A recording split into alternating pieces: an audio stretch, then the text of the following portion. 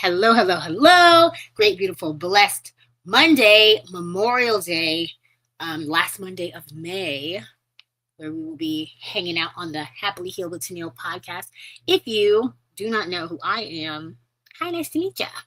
I'm Tenille, and I guide people through reclaiming their identity and designing a full life after diagnosis.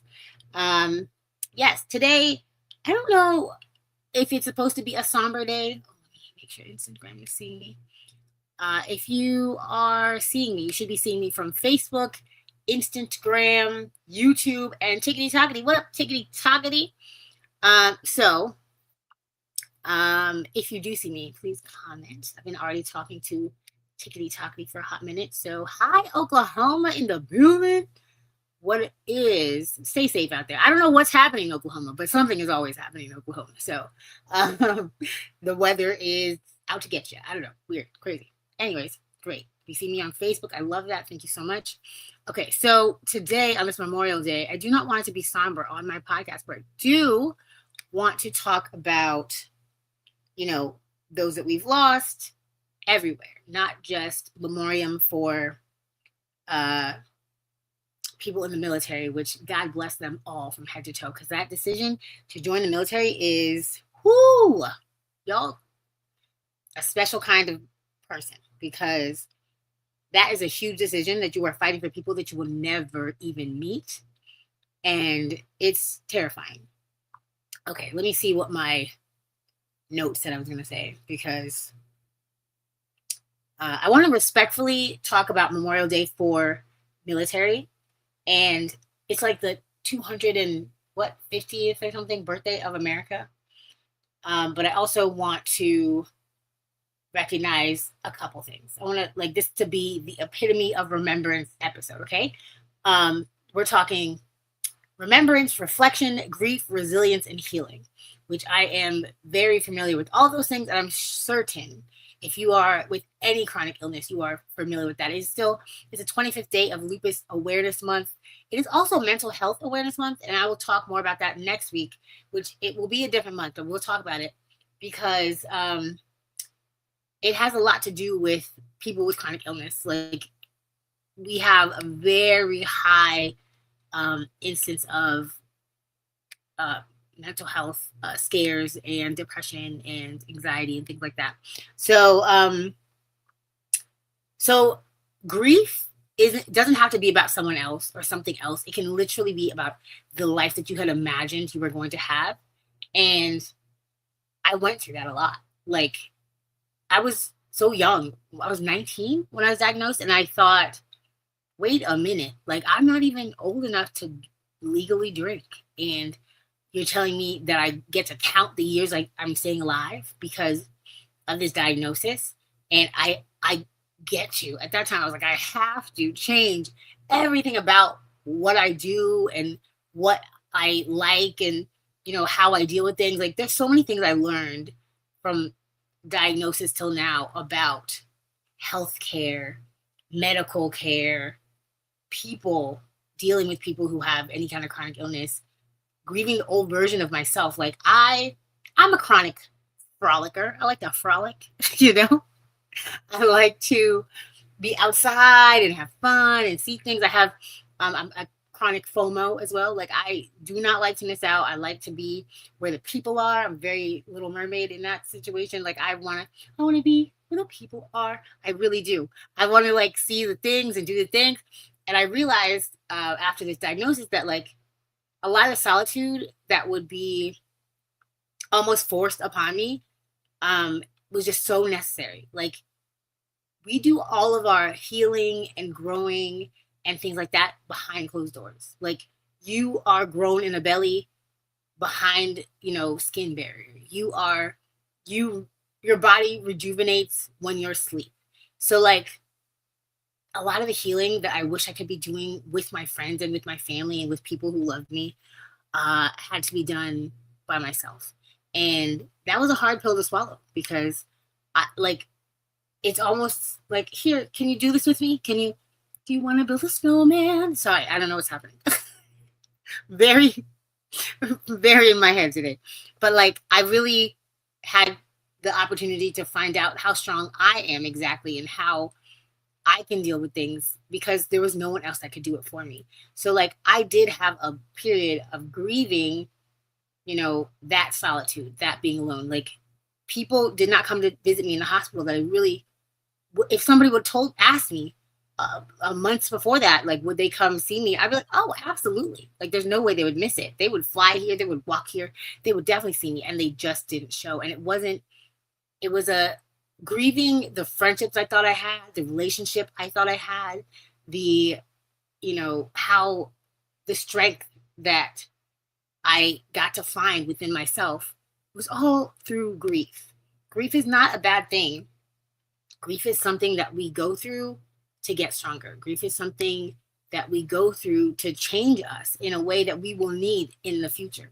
So for those who are grieving the loss of people, but not only people, also themselves, the version of themselves they knew. Even, my friends grieve the version of themselves that they were before they were moms, the version of themselves before they were wives, the version of themselves when, like, I remember when we went, so me and one of my best friends, we went to community college before going to college, and she said, I miss real college.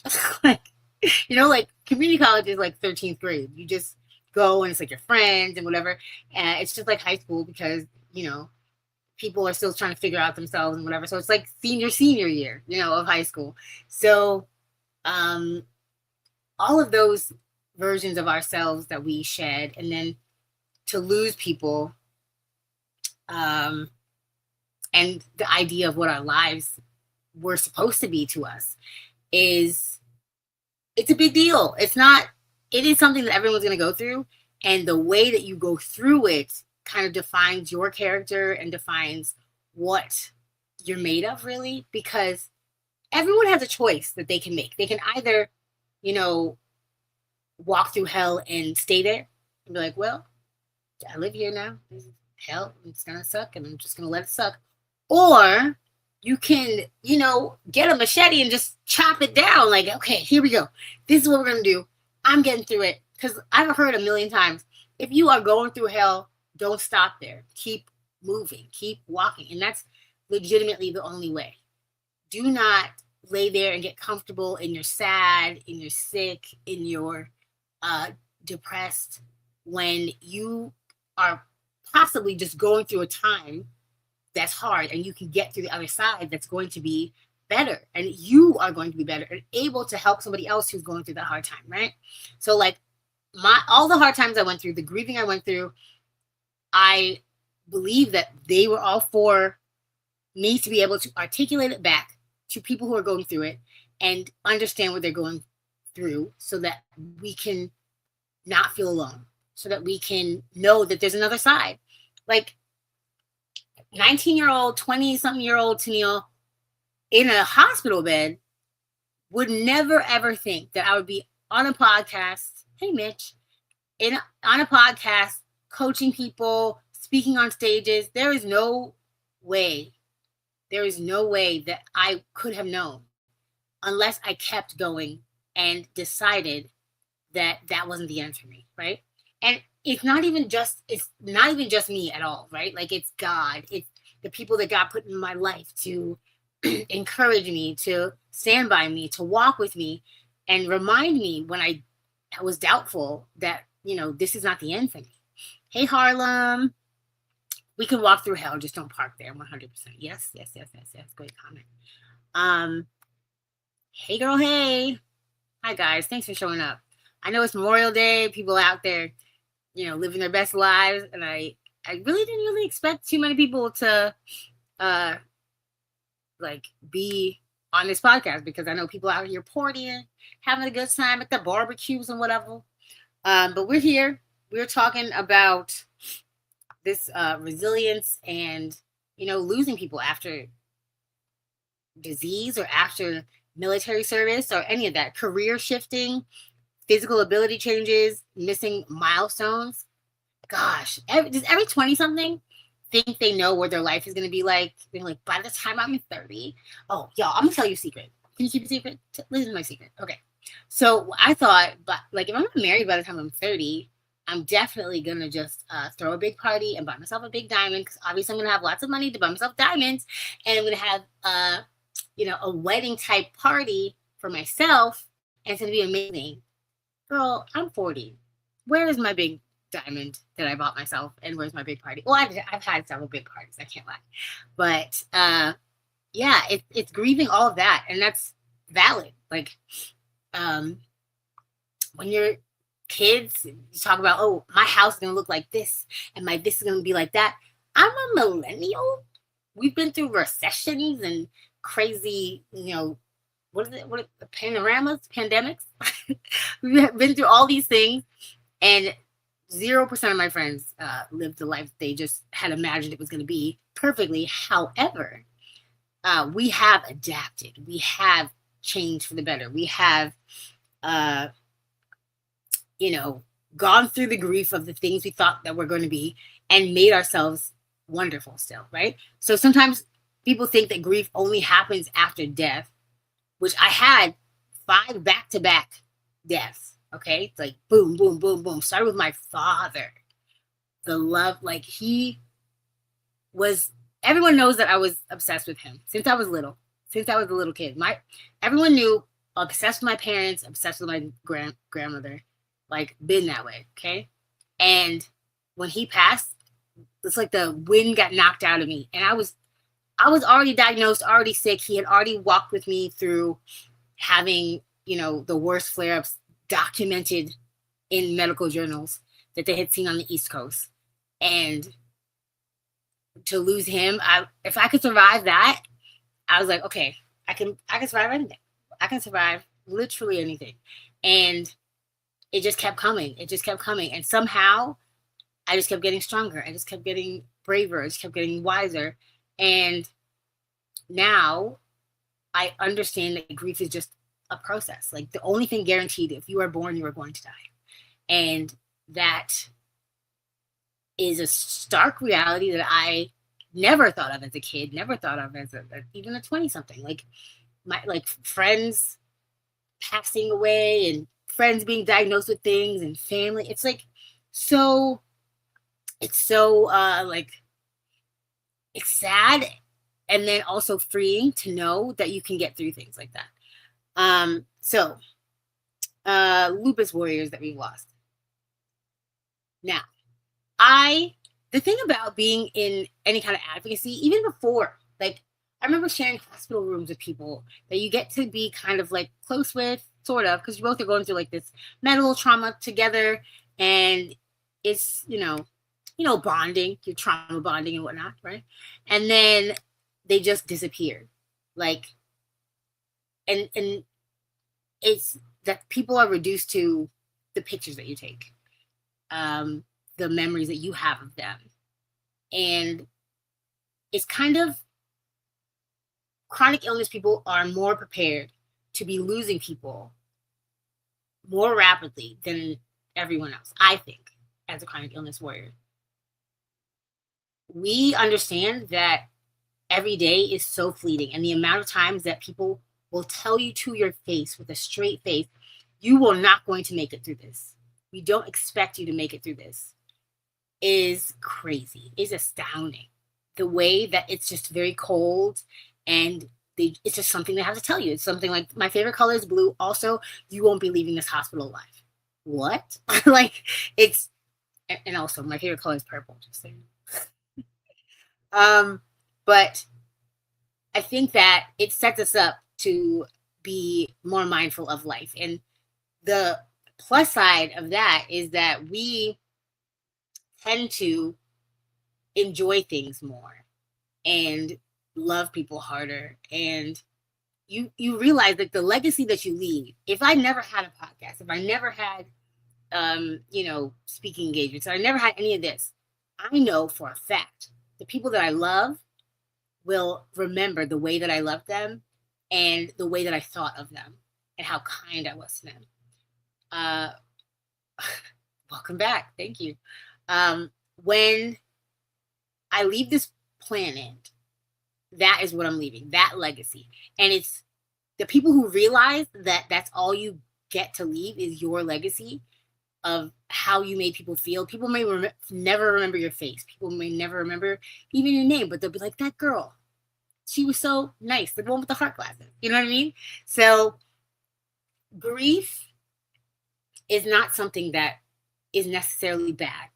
It's not necessarily, you know, the worst of the worst things, because that means that's just misplaced love. Like, that's just love you have nowhere to express. So like, it's inward, sadness. But grieving people is necessary. Grieving your life that you had is necessary. It is a process. You need, as much as I tell everyone every day, write it down. Write it down. Write it down. Put that love somewhere that you can look back at it and move on with your life. And that's why community is so important. And that is why advocacy is so important. And that is why awareness of what's going on saves lives. It saves lives. It really does. Because thinking that you're the only one, thinking that, no one has ever gone through this, thinking that, all you're doing is surviving is detrimental to your health, your mental health, your well-being overall.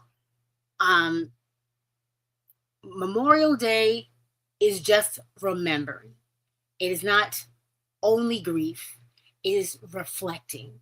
And I think it's a blessing to be able to reflect on the people that we have lost and the life that we thought we would have and how different things turned out for us. It's a valuable skill to learn, to grieve without breaking, to grieve and remember without falling apart.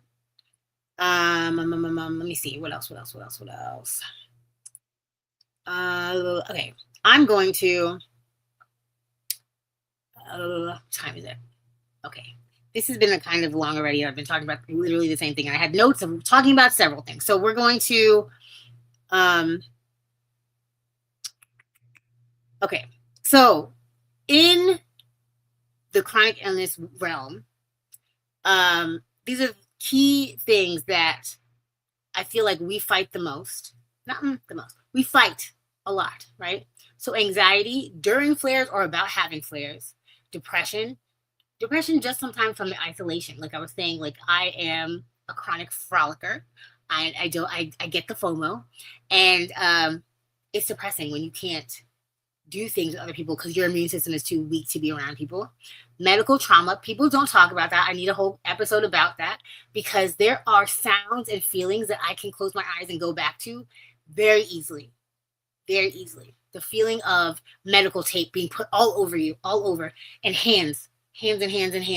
Like when I first went to that rehab that I learned how to walk again,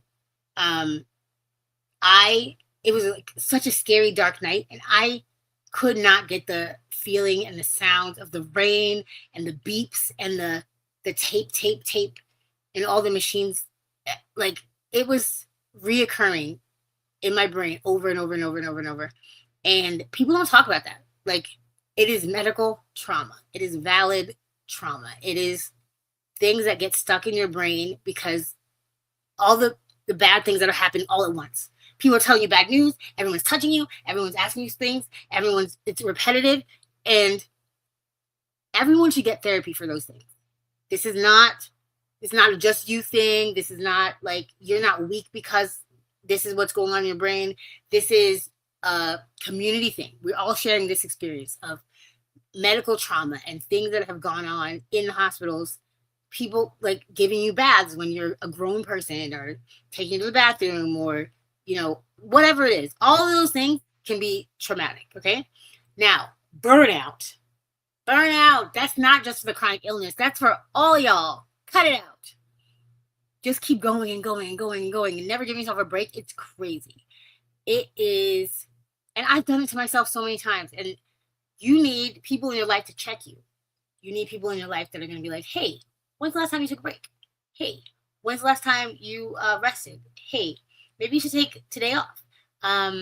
Because it's not, in the culture that we live in right now, it's counterintuitive to take a break because everything moves so quickly. Everything is Instagram and TikTok and quick and watch this and do this and this is how you get ahead and watch this YouTube video and go to this class. And you need to just breathe. You need to take, if you don't have 5 minutes to breathe, you don't have a life. Take some time for yourself to relax. Taking care of your mental health is part of taking care of your overall health. It is self-care. It is, loving yourself, is to take a beat and stop before the flare up and before the burnout, okay? And being a strong friend. Listen, attention all strong friends. You need strong friends of your own, okay? Okay? Yes, it breaks because we are not unbreakable. Amen. I like that. I'm gonna highlight that comment too. Yeah. We are not unbreakable. We are human. We are made of flesh and bone. And mentally, physically, emotionally, you need a break.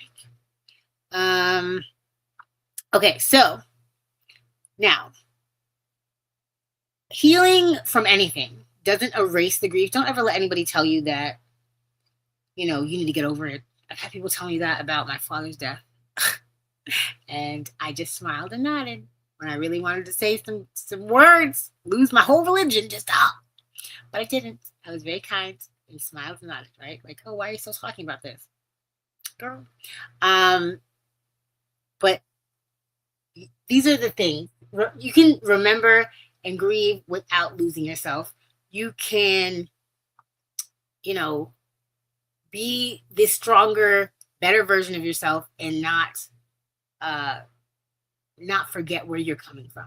That the key to anything is to remember where you came from, right? Like people who are rich and famous talk about, I was born by the river. Like they're just talking about their old whatever it is, and like that's how they keep going.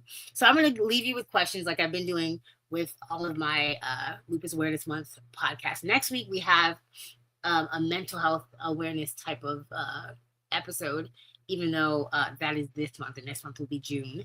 But June is my dad's birthday, and June is Father's Day, and we love a June, okay? So these are the questions. Please comment them, the answers to them. Inbox me. I've been loving the inboxes. Post it on your own page. These are the questions, okay, for Memorial Day. What have you survived? Even if it's something that you don't really generally talk about, everyone has survived something, okay? So what have you survived, okay? Thank you. What version of yourself are you proud of? Are you right now in that version of yourself that you are proud of yourself? Or are you working on something to make you proud of yourself?